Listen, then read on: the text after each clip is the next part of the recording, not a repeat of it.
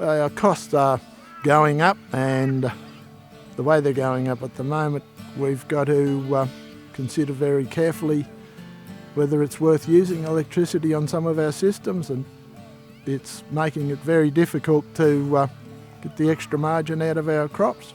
With 9 different meters across the farms, it's a little bit hard to keep track of everything. Probably spent an hour or two this morning trying to sort that sort of stuff out.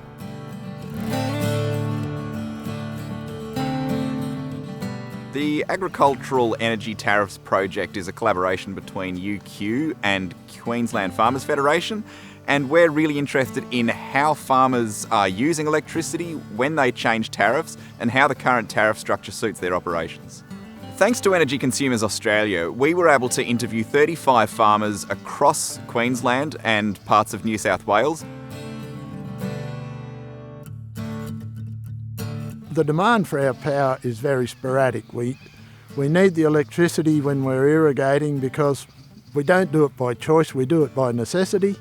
When it's got to be done, it's got to be done. That's basically the way I see it.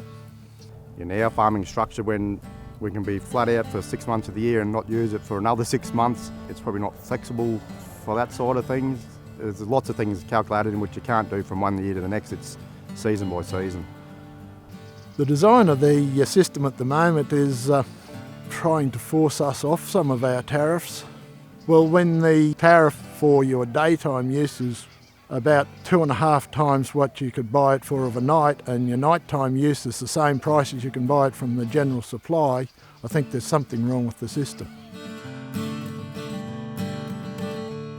Tariff structures at the moment are based on market trends and nudging behaviour towards what is needed in the electricity market. There's not a lot of consideration about farmers' operations or even small businesses' operations about how well the tariffs suit them. Farmers are frustrated about the lack of choice. We found the small, large customer boundary to be a real problem where if you use more than 100 megawatt hours on a given metre, that sets you up to a whole different tariff suite where the supply charges are much higher, and it's hard to keep track of your power to make sure that you can stay below 100 megawatt hours if you can.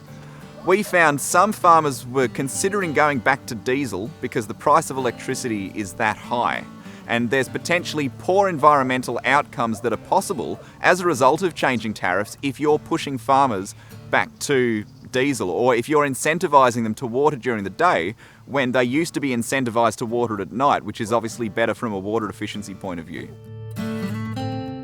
Well, I'm running 5 different meters at the moment. In the ideal world, I'd like to be able to bulk bill those 5 meters into one account. You know, we get 5 different accounts, there's different rates on each one of them, and I think in the ideal world we should be able to get the amount of electricity we used billed on one bill. With the 9 different meters, if we could share that information and probably the billing process across those, especially with the solar input on 5 of those, if we could share that across to some of the other sites that have we have to pay bills rather than getting credit on some of them sometimes, that would probably make that system a lot easier. I'm a little bit arm length to that because the wife does that, and there's a fair few Barneys after some of these things.